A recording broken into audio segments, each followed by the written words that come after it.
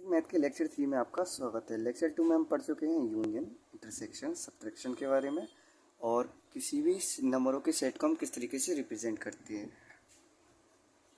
अब हम पढ़ते हैं सम इम्पोर्टेंट नोट। ठीक है, उसके बाद तो पहला नोट हमारा कहता है between any two numbers on number line there are infinite rational and there are infinite irrational. ठीक है, किसी भी अगर हम नंबर लाइन खींचते हैं तो उसमें इनफाइनाइट रेशनल नंबर्स होते हैं, इनफाइनाइट इरेशनल नंबर्स होते हैं। जैसे कि मैंने आपको पहले बता चुका हूँ, फिर भी एक इम्पॉर्टेंट नोट में आप लिख सकते हो कि जो आप कोई सी भी अगर दो नंबर उठाओगे, कोई सी भी अगर आप दो नंबर उठाते हो किसी नंबर लाइन पे तो उसमें बहुत सारे इनफाइनाइट नंबर होंगे, वो भी रेशनल और इरेशनल दोनों।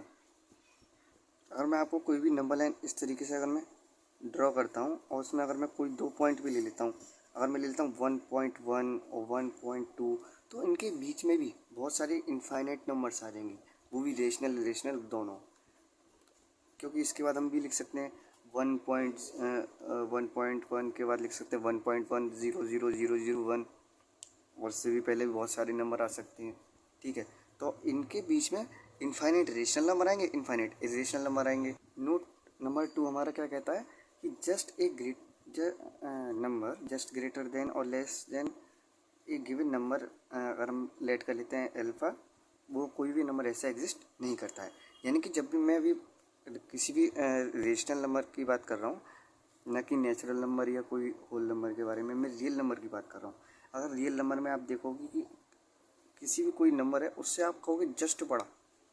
अगर मैं यहाँ पे कोई नंबर लाइन खींचता हूँ, जैसे मैं मान लेता हूँ ऐसे यहाँ पे नंबर लाइन पे 2 है। ठीक है, अब आप कहोगे, अब आप कह सकते हो कि 2 से जस्ट छोटा क्या है, तो आप कहोगे 1। ये तो गलत हो जाएगा, क्योंकि रियल नंबर में तो मैंने बताया ना इनफाइनाइट नंबर्स होते हैं।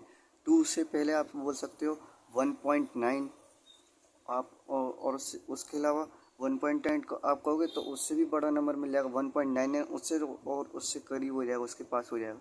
तो ऐसा कोई नंबर एग्जिस्ट नहीं करता है। अगर मैं इससे ग्रेटर देन बताऊँगा, आप कहोगे 2.1 इसके बिल्कुल करीब है, ऐसा नहीं है। इसके अलावा मैं ये भी कह सकता हूँ कि 2.01 और ज़्यादा करीब है, और 2.0000 अगर मैं ऐसे लिखता जाऊँगा फिर लिखूँगा 1, तो ये भी इसके करीब बिल्कुल नहीं है। ठीक है, तो ऐसा कोई नंबर एग्जिस्ट नहीं करता है कि वो जस्ट उससे स्मॉल है या जस्ट उससे बड़ा है, यानी कि ग्रेटर है या लेस है। ठीक है, ऐसा कोई नंबर एग्जिस्ट नहीं करता है। अब कुछ के दिमाग में ये भी आ सकता है कि 1.9 बार, ये तो 2 से जस्ट छोटा है। तो मैं आपको बता दूं कि ये जो नंबर है ना, वो इक्वल टू 2 है, क्योंकि हम ऐसे क्वेश्चन हमने क्लास 8th में या 7th में हमने ऐसे किए होंगे कि 1.9 बार को अगर हम रेशनल में अगर हम कन्वर्ट करेंगे, कि यानी कि PYQ के फॉर्म में करेंगे, तो 2 ही आएगा। आप करके देख सकते हो, कोई ऐसी बात नहीं है। इसमें 1.9 के बाद ये बिल्कुल 2 के इक्वल होगा, कि आप कह सकते हो कि जस्ट इससे ये छोटा है, पर मैं आपको ये बात बता दूं कि ये इसके इक्वल है। तो ऐसा कोई नंबर एग्जिस्ट नहीं करता कि वो उससे जस्ट ग्रेटर हो या जस्ट लेस हो। ठीक है, मैं आप कहोगे तो मैं इसको निकाल के भी दिखा सकता हूँ कि हम जैसे हम निकालते थे क्लास 8। ठीक है, अगर मैं इसे कन्वर्ट करके दिखाऊँ, जैसे 1.9 के ऊपर बार है, तो मैं इसे कैसे तोड़ सकता हूँ, 1 + 0.9 की पावर 9 पर बार। ठीक है, और मैं इसे अगर इसे लेट कर लूँ y, ठीक है, इससे क्या कर लूँ, y लेट कर लूँगा 0.9 बार, इसका वैल्यू क्या जाएगा 0.999, ऐसे चलता जाएगा। ठीक है, और इसमें कैसे लिख सकता हूँ 0.9 + 0.09 का बार, ऐसे करके मैं लिख सकता हूँ। ठीक है, और मैं इसे ऐसे कैसे लिख सकता हूँ 0.9 0.9 बार इंटू 10⁻⁻1। ठीक है, 0.9 प्लस, और इसमें मैंने क्या लेट करा था y, और ये इसका वैल्यू क्या होता है 1/10, तो 1/10 हो जाएगा। ठीक है, और यहाँ पे क्या था मेरा, यहाँ पे था हमारा y। अब मैं अगर इसे सॉल्व करता हूँ तो कितना आ जाएगा, ये हमारा y तो चल रहा है। ठीक है, तो अगर मैं y को सॉल्व करूँगा तो कितना आएगा, तो इस तरीके से मैं इसे सॉल्व कर सकता हूँ। ये यहाँ पे कितना हो जाएगा, ये 9y बराबर कितना हो जाएगा, ये y, ये 9 हो जाएगा, और y का वैल्यू ऐसे क्या आ जाएगा 1 आ जाएगा। और मैं यहाँ पे 1 का वैल्यू पुट करूँगा तो 1.9 बार इक्वेशन अगर 1 में मैं इसे पुट करता हूँ तो कितना आ जाएगा 1, और y का वैल्यू कितना आया था 1, तो ये कितना आ जाएगा 2। हो गया ना, हो गया। कितना सिंपली ये प्रूफ हो चुका है, कितने आराम से ये प्रूफ हो गया। जैसे कि हम क्लास 8 में करते थे, 6 में करते थे, 7th में करते थे कि 1.9 की पावर को PYQ फॉर्म में अगर चेंज करते तो इस मेथड को हम लगाते थे। तो हमने 1.9 को PYQ के फॉर्म में बनाने की कोशिश करी तो उसका वैल्यू 2 आ गया। ठीक है, अगर मैं इसमें कहूँ 3,8, ठीक है, दोनों पे कौन सा है, क्लोज ब्रैकेट लगा रखा है। अगर इसमें मैं पूछूँ आपसे कि इसमें ग्रेटर एलिमेंट कौन सा है तो आप क्या बताओगे 8। और इसमें कहूँगा, और इसमें मैं अगर पूछता हूँ लीस्ट एलिमेंट आपसे पूछता हूँ तो क्या हो जाएगा 3। ठीक है, और यहाँ पे मैं अगर इन दोनों के इधर साइडों में मैं अगर क्लोज ब्रैकेट लगा दूँ तो ओपन ब्रैकेट लगा दूँगा, तो अगर इसमें पूछूँ ग्रेटर एलिमेंट अगर मैं पूछता हूँ तो आप क्या कहोगे डज नॉट एग्जिस्ट। और मैं पूछूँ लीस्ट एलिमेंट तो आप क्या बता दोगे, इसमें ये भी कह दोगे डज नॉट एग्जिस्ट। ठीक है, तो यहाँ पे ब्रैकेट का फ़र्क पड़ता है कि अगर क्लोज है तो आप यहाँ पे देख सकते हो कि 3 पे क्लोज है तो यहाँ पे 3 इसमें इंक्लूड है, तो यहाँ पे जो लीस्ट वैल्यू हो जाएगी 3, पर यहाँ पे देख सकते हो 3 इंक्लूड नहीं है। तो हम ये नहीं कह सकते, यहाँ पे जो सबसे 3 के बिल्कुल नज़दीक नंबर होगा, जो कि मैंने नोट नंबर 2 में आपको बताया आराम से। ठीक है, तो आप इसमें बहुत आराम से समझ सकते हो कि कौन सा किस इंटरवल में हम उसे ग्रेटर एलिमेंट किस होगा और किस में एग्जिस्ट नहीं करेगा। और इसी इंटरवल में अगर मैं आपसे पूछूं कि ग्रेटर इंटीजर कितना होगा तो आप बहुत आराम से बता सकते हो।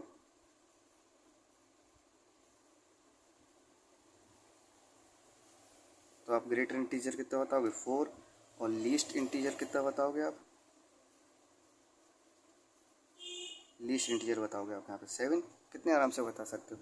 इसमें अगर आपसे पूछा है ग्रेटर इंटीजर कौन सा हो जाएगा, ग्रेटेस्ट इंटीजर कितना हो जाएगा, सॉरी ग्रेटेस्ट कितना हो जाएगा, ग्रेटेस्ट इंटीजर क्या हो जाएगा, तो यहाँ पे ग्रेटेस्ट इंटीजर हो जाएगा 8, और यहाँ पे लीस्ट इंटीजर 3, यहाँ पे नहीं होगा, यहाँ पे लीस्ट इंटीजर 7 हो जाएगा और ग्रेटर इंटीजर 4 हो जाएगा।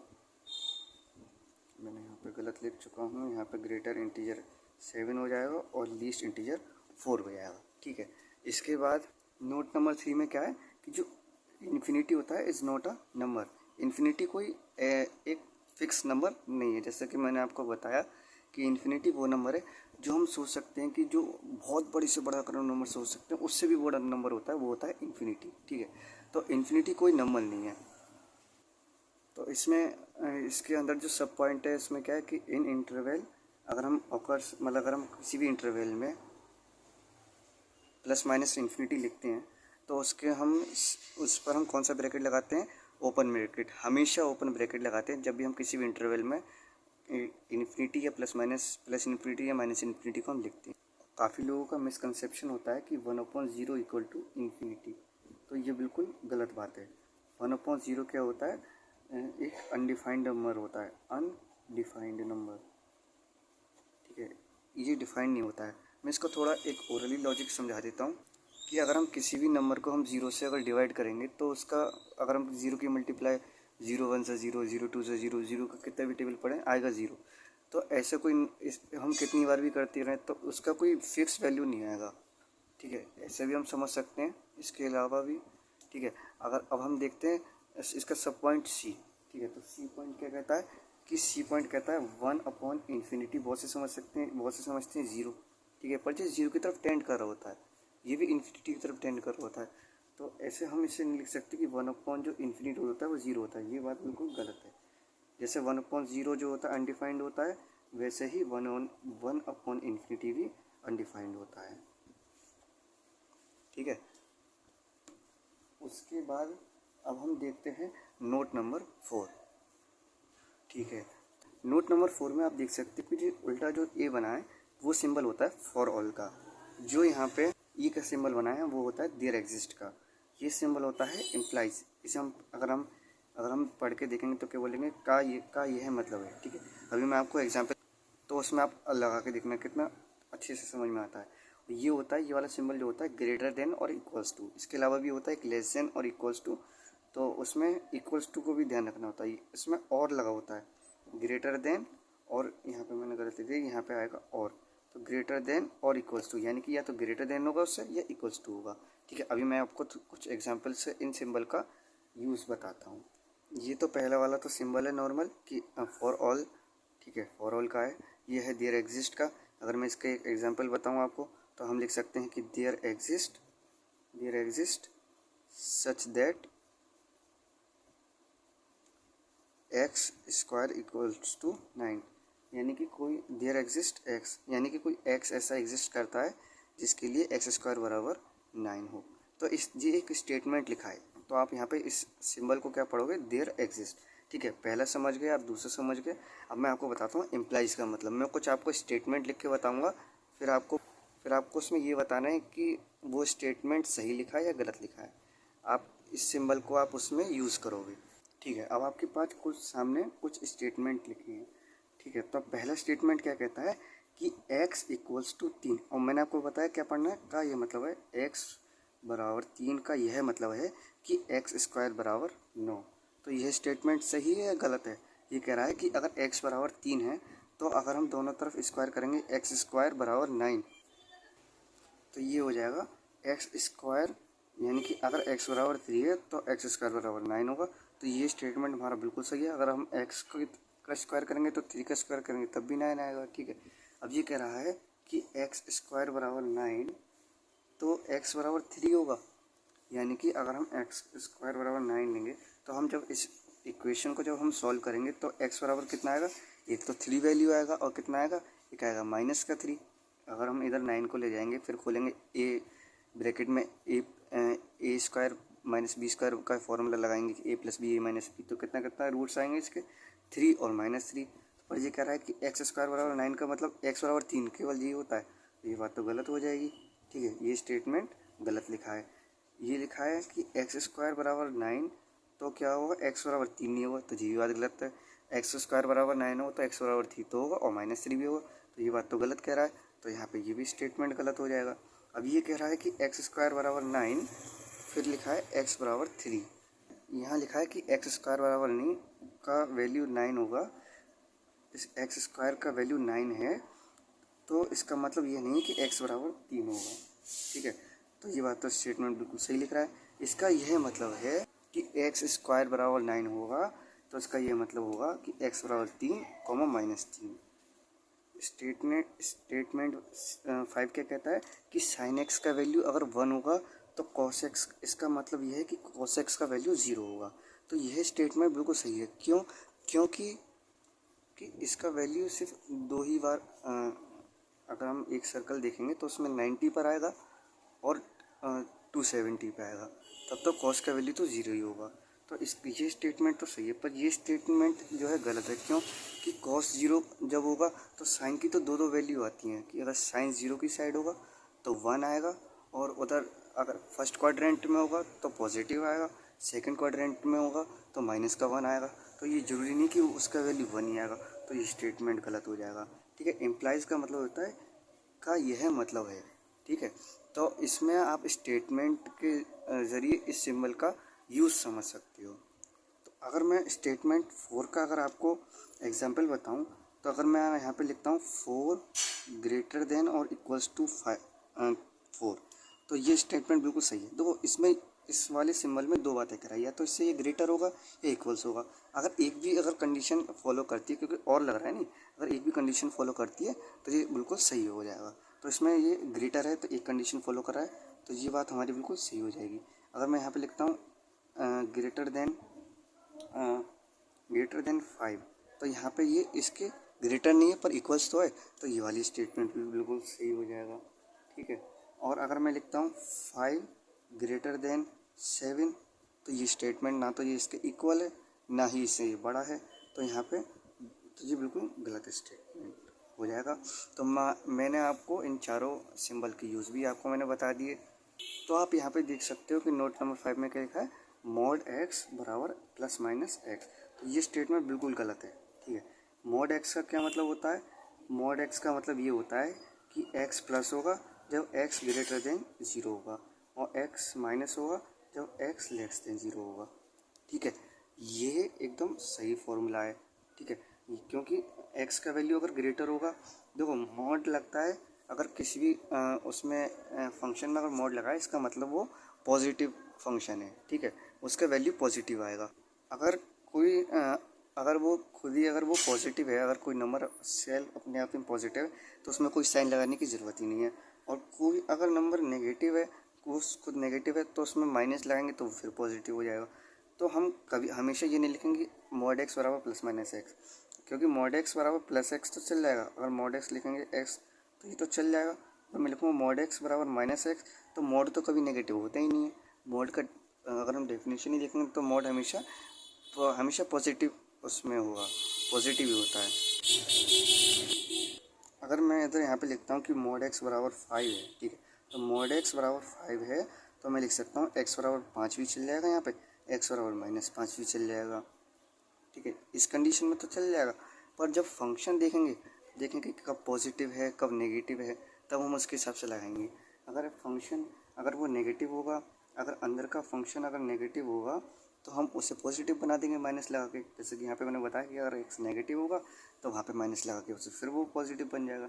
ये भी एक तरीके का पॉजिटिव नंबर है, क्योंकि यहाँ पे एक्स नेगेटिव है, अगर एक्स पॉजिटिव होगा तो उससे पॉजिटिव बनाने की ज़रूरत नहीं है। तो ये एक सही डेफिनेशन है, हम इसे कभी ऐसे करके नहीं लिख सकते हैं।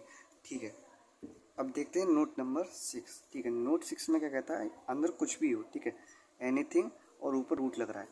ठीक है, और एनीथिंग भी मतलब यहाँ पे भी कोई भी नंबर आएगा तो वो डिफाइन होना चाहिए। ठीक है, अनडिफाइंड नहीं होना चाहिए। तो अंडर रूट में आएगा तो वो कभी भी नेगेटिव नहीं होगा, या तो वो ज़ीरो होगा या पॉजिटिव होगा। हम इस बात को इस तरीके से लिख सकते हैं कि अंडर रूट में ए कोई भी नंबर है, एनीथिंग है, ठीक है, उस पर वो कैसा होगा, ग्रेटर देन और इक्वल्स टू ज़ीरो होगा। ठीक है, ग्रेटर देन इक्वल्स टू यानी कि वो ज़ीरो भी हो सकता है और ज़ीरो से बड़ा भी हो सकता है, यानी पॉजिटिव हो सकता है। नेगेटिव, इसका वैल्यू कभी नेगेटिव नहीं आएगा। ठीक है, अगर मैं आपको बताऊं, अगर आपको √9 का वैल्यू हमेशा 3 आएगा, हमेशा 3 आएगा, √9 का वैल्यू कभी भी -3 नहीं होगा। आप इस बात का ध्यान रखना, क्योंकि यहाँ पे भी रूट में जब भी अगर आप ध्यान रखना कि अगर रूट में कोई से भी नंबर लिख रहा है तो वो हमेशा पॉजिटिव ही आएगा। देखा, अगर √16 लिखा है तो हमेशा 4 ही आएगा, -4 नहीं आएगा। अगर हम इसे दूसरी तरीके से देखें, एक्स बराबर अगर 16 लिखा है, तो हम यहाँ पे अगर हम जब इसे सॉल्व करेंगे तो कितना आएगा, x माइनस के 4 x प्लस के 4, ये 4 का स्क्वायर हो जाएगा, तो ए स्क्वायर माइनस बी स्क्वायर का फॉर्मूला लगाएंगे तो x के 2 रूट आ जाएंगे, 4 और -4। ये लिखने का तरीका अलग हो गया। अगर आप देख रहे हो कि एक्स स्क्वायर बराबर अगर 16 है, तो इसका अगर आप ये नहीं लिख सकते हो कि x बराबर √16, ये ऐसे नहीं लिखोगे। आप क्या लिखोगे, x बराबर प्लस माइनस √16, तो यहाँ पे आ जाएगा +4 और -4, यहाँ पे ऐसे दो वैल्यू आएंगी। आप ये लिखना गलत हो जाएगा यहाँ पे, तो ये हो जाएंगे इक्वेशंस। ठीक है, इसमें आप आई थिंक नोट 6 तक आपको यहाँ पे समझ में आ गया होगा। आगे कुछ और नोट्स होंगे तो उनको हम पढ़ेंगे, उसके बाद हम फिर प्रैक्टिस करेंगे इनइक्वालिटी पर क्वेश्चंस की। ठीक है, तो ये थोड़ा सा इंट्रो हो गया, और अगर इससे रिलेटेड कोई भी आपको अगर डाउट होता है तो आप मुझे कमेंट में उसे बता सकते हो, मैं आपको ज़रूर उसे रिप्लाई करूँगा। ठीक है, और आगे हम इसके बाद हम इनइक्वालिटी के जब क्वेश्चन करेंगे तब इसका काफ़ी यूज़ आएगा। ठीक है, अब मिलते हैं लेक्चर नंबर 4 में। ठीक है।